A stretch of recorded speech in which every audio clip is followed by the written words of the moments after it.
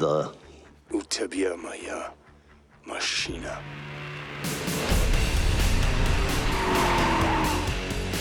At the end of the first movie, we see John leave. He's gotten a little bit of his vengeance back. He walks away with his new dog, but he still doesn't have his car. Everyone was like, where does this story start? And basically it was, well, let's get his car back. We brought back John's Mustang. We've kind of held to the Wickian motif of using the car as a weapon.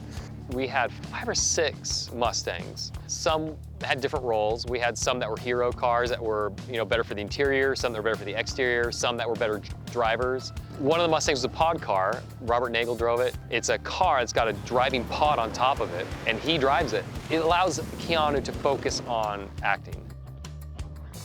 We added some motorcycles into it, which I think will be fun. Getting hit by that just never sounds fun. We hit some people with cars, and then we hit a lot of dummies with cars. So you see it happen really, and then subliminally we're feathering in these giant hits that no one could actually survive.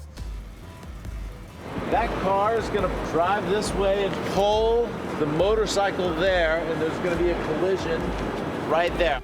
There's no real safe spot in this area, so if you don't need to be here, don't be here.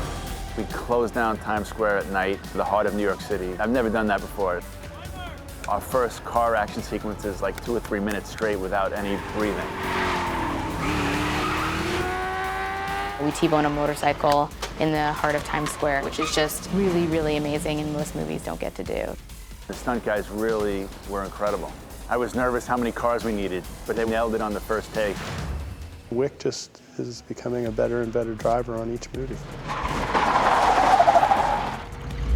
That was good, man. The car stuff came back pretty quick. The more I can do and the more confidence that Chad and the stunt team have in me, then they go, okay, now let's give him some more responsibility. Look at that. Oh, fuck yeah. That's what I want to get coming out of the warehouse. That's what, for me, is really thrilling. And I think it's also such a great part of John Wick. Being able to stay with the character, while all of these things are happening, I think adds to the fun. Choreography's been amazing on this one. Chad just keeps upping the ante. He's certainly doing it justice, for sure.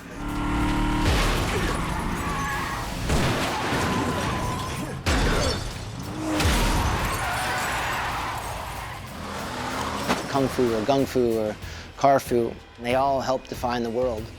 We had to bring back Jeremy Fry for John Wick 2. He did such a great job driving in the first one, and in my opinion is the best stunt driver in the business. A lot of times you have an idea of what you want, but whether you can do it or not kind of depends on what you're looking at. So Darren came up with the sequence of what the car is going to do. And there's a ramp that they built so you can drive from inside to outside. And he said, let's come out of it sideways. Even at 5 miles an hour, man, that little ramp, it was a bit of a cocoon, because we want to hit this thing fast, and I just didn't know if the car would handle it. So I looked around, I find this stack of these 1/4-inch steel plates. They put the stuff down, and it was beautiful. It had this slope, like a skateboard launch ramp. So we do it, and okay, try this, and try this, and try this. At the end, they're way behind schedule. So on the 5th one, I finish, and I'm listening, and I don't hear anything. Hey, somebody get Jay Fry out of the truffles, have him come look at this. As I walk over, and everyone's gathered around the playback monitors, and oh my gosh, it looks so good. Everything, for some reason, it had just come together, and it just looked super cool. It was just it's the kind of thing we hadn't seen on film before. We wanted to kind of make something cool.